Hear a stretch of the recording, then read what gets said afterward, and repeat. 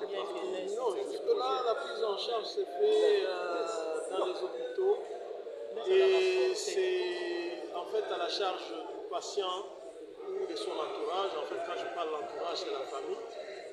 Mais nous continuons à insister, d'autant plus que maintenant, là, on parle de couverture santé universelle. Nous pensons effectivement que le volet des maladies comme AVC va être pris en compte, d'autant plus que dans ce volet-là, il y a la prévention, il y a la prise en charge et il y a aussi la réhabilitation. Vous savez que lorsque l'AVC survient chez quelqu'un qui est responsable d'une famille, mais il y a un coût, il y a un impact économique assez important et qui peut faire qu'effectivement même qu'il y ait des difficultés effectivement dans la famille. Et vous savez que le pouvoir d'achat est très faible dans notre milieu. Donc nous devons continuer à faire le plaidoyer pour que la prise en charge de cette pathologie qui est assez grave et très fréquente et qui touche effectivement une partie effectivement de la population, surtout la population active.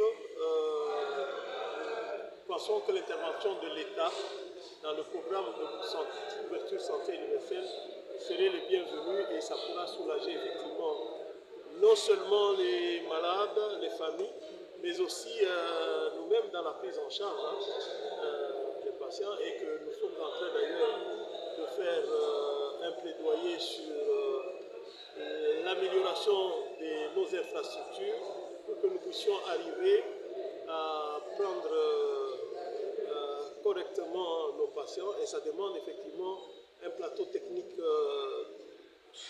spécifique, adéquat pour que nous puissions effectivement éviter des complications, diminuer effectivement la mortalité. Les spécialistes comme médecins chargés de prendre en charge les personnes avec des difficultés après les attaques d'AVC.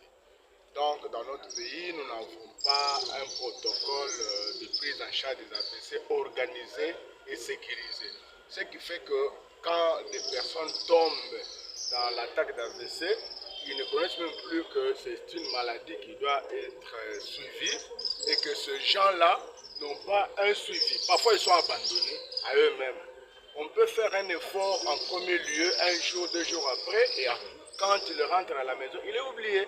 C'est comme ça que ce forum réunit toutes les compétences pour une prise en charge globale et intégrée et assurée. Normalement, c'est notre État qui doit prendre en charge le genre de prise en charge, parce que ça demande beaucoup d'argent. C'est comme ça qu'on a intégré cette prise en charge dans la couverture sanitaire universelle comme le projet du chef de l'État. Comment faire pour éviter l'AVC? L'AVC, c'est un fonctionnement neurophysiologique, c'est-à-dire le cerveau humain et le comportement de l'être humain. Alors, éviter l'AVC, c'est se faire consulter par des spécialistes d'abord.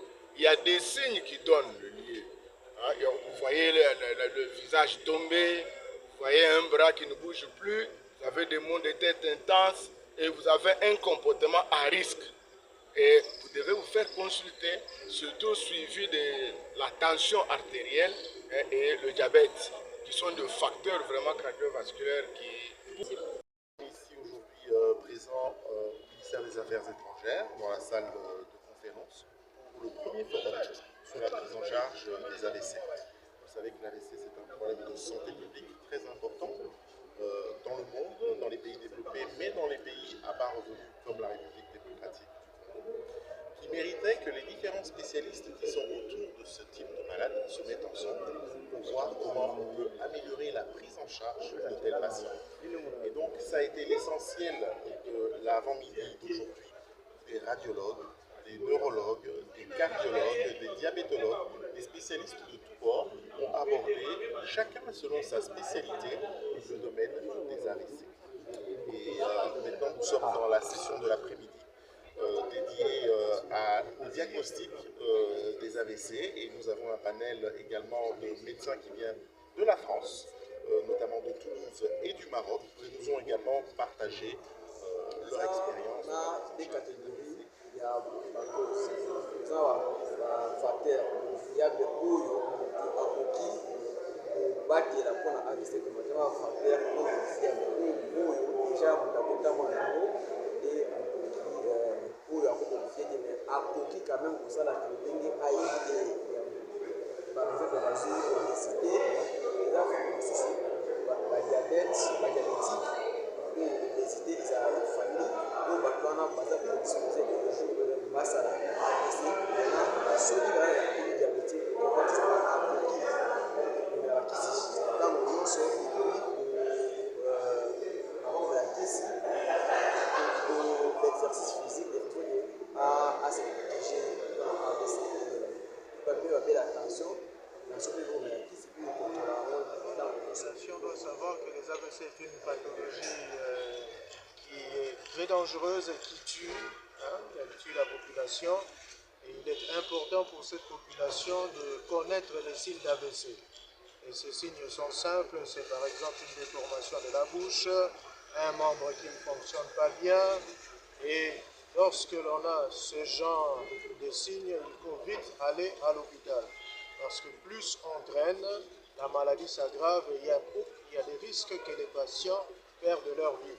C'est ainsi que nous sommes venus ici pour faire un état de lieu de la prise en charge des AVC afin d'harmoniser les pratiques, de prendre les bonnes décisions, d'organiser cette prise en charge pour minimiser, pour réduire ce qu'on appelle la morbimortalité des AVC, c'est-à-dire les décès et les séquelles. Vous savez vous-même que quand un patient fait un AVC, il s'en sort avec des séquelles, par exemple ce qu'on appelle l'aphasie, il perd son langage, mais aussi il peut perdre la mobilité de certains membres. Donc ce forum est là pour réfléchir sur quels sont les problèmes liés aux AVC dans notre milieu et comment les résoudre en organisant ce qu'on appelle la filière de soins.